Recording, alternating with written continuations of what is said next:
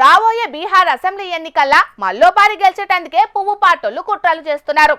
Election commission కూడా 65 లక్షల ఓట్లను తీసేసిందని బగ్గనే విమర్శలు చేస్తున్న రాహుల్ గాంధీ సారు ఇప్పుడు ఓటర్ అధికార యాత్ర చేస్తున్నాడు కదా ఆడ. అగ్గికి ఆజ్యం తోడైనట్టు ఇగియాల రాహుల్ సార్కు చెల్లె ప్రియాంక కూడా తోడైంది. మరి ఆ ముచ్చట మీద కూడా ఓ నజరేద్దాం పాండ్రోల్లా.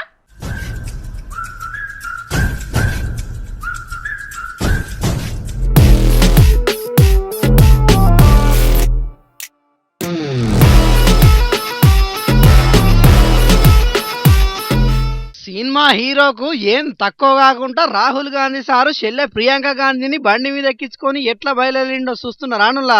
ఈ మలక ఎట్లన్నా వేసి బీహార్ లో పాగా వేయాలని బగ్గనే కట్టబడుతున్న రాహుల్ గాంధీ సారు ఎన్నికల ప్రక్రియ ఇంకా షాల్ కాక ముందే రువ్వడి మీదనే ప్రచారం చేస్తున్నాడు బీహార్ లా. ఇప్పటికే ఓటర్ అధికార యాత్ర షురువు చేసిన రాహుల్ గాంధీ ఇలా ముజఫర్పూర్ లో బైక్ ర్యాలీ చేసిండు. ఈ ర్యాలీకి చెల్లె ప్రియాంక గాంధీ కూడా హాజరయ్యేటళ్లకు సంబురంగా చెల్లెను వెనకాలెక్కించుకొని చేతిపాటి లీడర్లతో కలిసి బైక్ ర్యాలీ చేసిండు.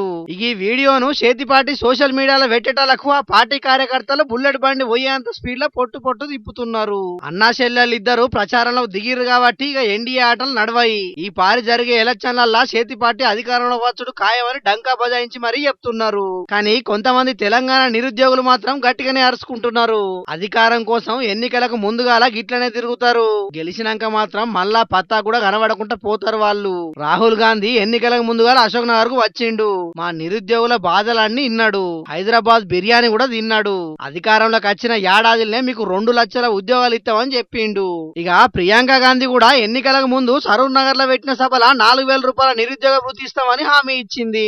అధికారంలోకి వచ్చి ఏడాదిన్నర అయినా ఇప్పటికి మా నిరుద్యోగులను మాత్రం పట్టించుకుంటలేరని గరానికి వస్తున్నారు నిరుద్యోగులు. ఇదే కాదు, అవసరమైతే బీహార్ పోయి మరి కాంగ్రెస్ పార్టీ ఇచ్చే హామీలను నమ్మద్దని చెప్తూ అంటున్నారు కొందరు నిరుద్యోగులు. చూడాల మరి ఈ ముచ్చట్ల సర్కారు పెద్దలు ఏం చేస్తారో నిరుద్యోగులను చల్లవరిచేతందుకు.